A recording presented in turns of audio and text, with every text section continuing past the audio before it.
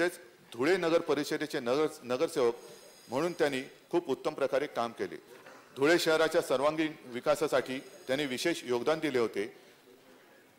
1978 मध्ये धुळे मतदारसंघातून विधानसभेत ते निवडून आले होते। माजी विधानसभा सदस्य किसनराव माणिकराव खोपडे यांचे बुधवार दिनांक 9 डिसेंबर 2020 रोजी मुंबई येथे निधन झाले। धुळे जिल्हा आणि धुळे शहराच्या विकासाच्या वाटचालीत विधानसभा सदस्य म्हणून त्यांनी केलेले काम निश्चितच स्मरणात राहील। कैलासवासी सुरेश नामदेव गोरे विधिमंडळात स्थानिक स्वराज्य संस्थातील आपल्या अनुभवाच्या जोरावर विशेषतः ग्रामीण भागाबरोबरच शहरी निमशहरी अशा सर्वच संमिश्र गोष्टींची भान बाळगून नेतृत्व तयार होण्याची प्रक्रिया अलीकडे सुरू झाल्याची दिसते आणि त्यातूनच पुढे आलेले नेतृत्व म्हणजे कैलासवासी सुरेश नामदेवराव गोरे। सुरेश गोरे यांच्याबद्दल ज्या वेळेला माझी त्यांची प्रथम भेट झाली आणि निवडणुकीला उभं राहण्यासाठी त्यांना शिवसेनेच्या वतीने मी संधी दिली, तेव्हा खरंच अत्यंत एक साधा नम्र मितभाषी जास्त न बोलणारा त्यांच्याबद्दल विचारल्यानंतर त्यांनी एकच फक्त ओळीत मला सांगितलं, साहेब विजयी होऊनच येईन। साधारणतः लोकप्रतिनिधी किंबहुना राजकारणी म्हटल्यानंतर एक अति आत्मविश्वास असतो, तो त्यांच्यामध्ये त्यांच्या चेहऱ्यावरती तो न दाखवता त्यांनी कार्यातून दाखवला। आणि मला खरंच कौतुक आहे की गेल्या वेळेला दुर्दैवाने जरी त्यांचा पराभव झाला तरी त्या आधीच्या निवडणुकीत ती निवडणूक ही फार बिकट होती, पण त्याही परिस्थितीत त्यांनी जो विजय मिळवला त्यावरून त्यांचं कार्य ही किती तळागाळापर्यंत पोहोचलेलं होतं याची ओळख देणार ते होतं। सुरेश रावांचा जन्म 27 डिसेंबर 1963 रोजी पुणे जिल्ह्यातील खेड तालुक्यातील चाकण येथे झाला। त्यांचे शिक्षण B Com in taxation law diploma in business management असे झाले होते। गोरे यांनी खेड तालुका शिक्षण प्रसारक मंडळाचे अध्यक्ष, विद्यार्थी कार्यकारी सेवा सहकारी सोसायटीचे चेअरमन, चाकण बिगर शेती सहकारी पतसंस्थेचे संचालक, महाराणा प्रताप क्रीडा मंडळाचे अध्यक्ष, मानव कल्याण विकास ट्रस्टचे विश्वस्त, स्वर्गीय गुलाबराव गोरे प्रतिष्ठानचे संस्थापक अध्यक्ष अशी आपली चौफेर कार्यकक्षा ठेवली होती। पुणे जिल्हा परिषदेत 2002 मध्ये सदस्य म्हणून त्यांची निवड झाली। 2005 मध्ये पुणे जिल्हा परिषदेचे उपाध्यक्ष आणि त्यानंतर जिल्हा परिषदेच्या अर्थ आणि शिक्षण समितीचे सभापती म्हणून त्यांनी उल्लेखनीय कार्य केले आहे। सरळ आणि मितभाषी स्वभावामुळे ते लोकांमध्ये प्रिय होते। खेड तालुका शिक्षक प्रसारक मंडळाच्या माध्यमातून शिक्षण क्षेत्रात त्यांनी उल्लेखनीय काम केले होते। विविध सहकारी आणि सामाजिक संस्थांच्या माध्यमातून अनेकविध उपक्रमांचे आयोजन करण्यातही त्यांचा पुढाकार असायचा। कैलासवासी गोरे पुणे जिल्ह्यातील खेड आळंदी मतदारसंघातून 2014 मध्ये विधानसभेवर निवडून आले होते।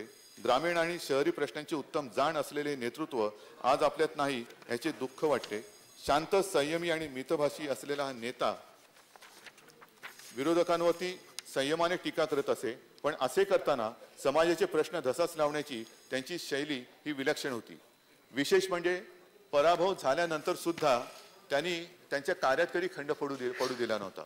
जेव्हा केव्हा भेटायचे तेव्हाही आणि नाहीतर सतत व्हॉट्सअप असेल किंवा इतर पत्र असतील या माध्यमातून मतदारसंघातील जे प्रश्न जनतेच्या हिताचे आहेत ते सोडवणुकीसाठी ते नेहमीच अग्रेसर होते।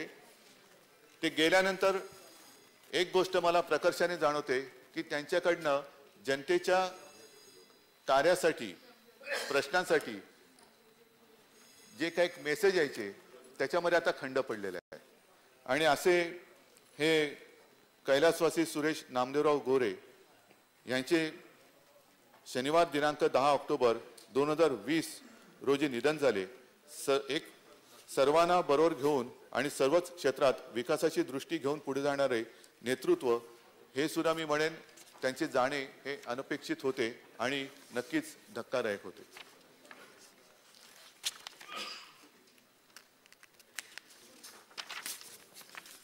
कैलासवासी डॉक्टर जगन्नाथ सीतारामजी ढोणे आपल्या विधिमंडळाची म्हणजेच पर्यायाने महाराष्ट्राच्या संसदीय परंपरेची श्रीमंती ही आहे की आपल्या या सभागृहात उच्च विद्या विभूषितांनीही लोकशाही प्रणालीतील निवडणुकांच्या मार्गाने स्थान मिळवले आणि त्या अर्थाने आपली परंपरा समृद्धही केली।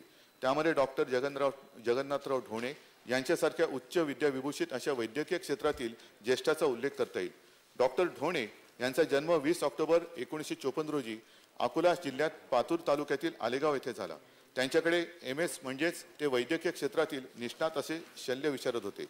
कैलासवासी डॉक्टर ढोणे यांनी पातूर तालुका शेळी मेंढी पालन सहकारी संस्थेचे संस्थापक, अकॅडमी ऑफ मेडिकल सायन्सेसचे अध्यक्ष, प्रियदर्शिनी ग्रामीण व आदिवासी उत्कर्ष फाउंडेशनचे संस्थापक अध्यक्ष तसेच इंडियन मेडिकल असोसिएशनचे सदस्य म्हणूनही उत्तम कार्य केले होते। त्यांच्या निधनाने विदर्भाच्या विकासासाठी सतत संघर्ष करणारे अभ्यासू नेतृत्व राज्याने गमावले आहे। आपल्या वैद्यकीय सेवेने सामाजिक क्षेत्रात अमूल्य योगदान देणाऱ्या डॉक्टर ढोणे यांच्या निधनाने 18 पगड जाती आणि 12 बलुतेदारांच्या प्रश्नांची जाण असलेला, त्यांच्या विकासासाठी तळमळीने काम करणारा नेता आपल्यातून निघून गेला आहे। कैलासवासी डॉक्टर ढोणे 1990 मध्ये अकोला जिल्ह्यातील अकोट मतदारसंघातून महाराष्ट्र विधानसभेवरती ते निवडून आले होते। माजी विधानसभा सदस्य डॉक्टर ढोणे यांचे दिनांक 27 ऑक्टोबर 2020 रोजी दुःखद निधन झाले आणि त्यांनी अनेक सामाजिक प्रश्नांना वाचा फोडत तळागाळातील लोकांना न्याय मिळवून देण्याचे काम केले। अध्यक्ष महोदय, या शोक प्रस्तावाच्या निमित्ताने मला एक गोष्ट प्रकर्षाने जाणवली, ती म्हणजे आपल्यातील जुनी जाणती आणि अनुभव संपन्न माणसं आपण हरवून बसत आहोत।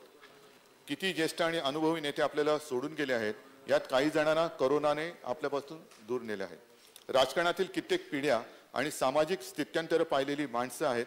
समाजाच्या शेवटच्या माणसांचे प्रश्न माहीत असलेली, त्यासाठी तळमळीने काम करणारी पिढी होती।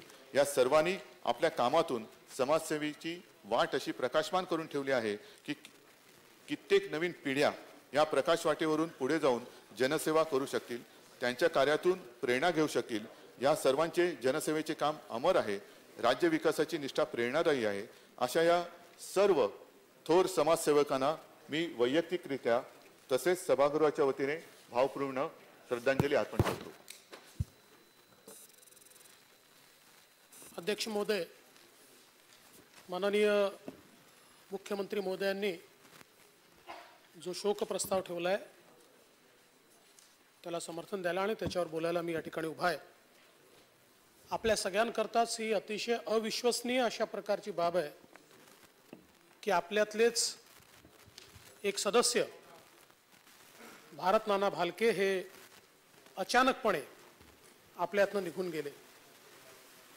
अतिशय उत्तम जनसंपर्क आणि बेधडक स्वभाव यामुळे भारत नाना हे जनसामान्यांमध्ये अतिशय प्रसिद्ध होते। त्यांची नाळ सामान्य माणसाशी जोडली होती आणि म्हणूनच पंढरपूर मंगळवेढा मतदारसंघ तयार झाल्यानंतर सलग 3 वेळा नाना त्या ठिकाणून चढत्या मतदानाने निवडून आले आणि सामान्य माणसाचा त्यांचं प्रेम आणि सामान्य माणसाचा त्यांच्यावरचा विश्वास हा आपल्याला पाहायला मिळाला। नानांना लहानपणापासून व्यायामाची आवड होती। त्यांनी कोल्हापुरातल्या तालमीतनं कुस्तीचं शिक्षण घेतलं होतं आणि कुस्तीची अनेक मैदानही त्यांनी गाजवली होती। सोलापूर जिल्ह्यातल्या मोहोळ तालुक्यातील अर्धनारी गावी नानांचा जन्म झाला। SSC पर्यंत शिक्षण झालं। ग्रामीण भागाच्या प्रश्नांची अतिशय उत्तम जाण त्यांना होती आणि विशेषतः गाव पातळीवर राजकीय आणि सामाजिक कार्यातनं पुढे आलेलं नेतृत्व असल्यामुळे पंढरपूर तालुक्यातील अनेक शैक्षणिक, सामाजिक आणि सहकारी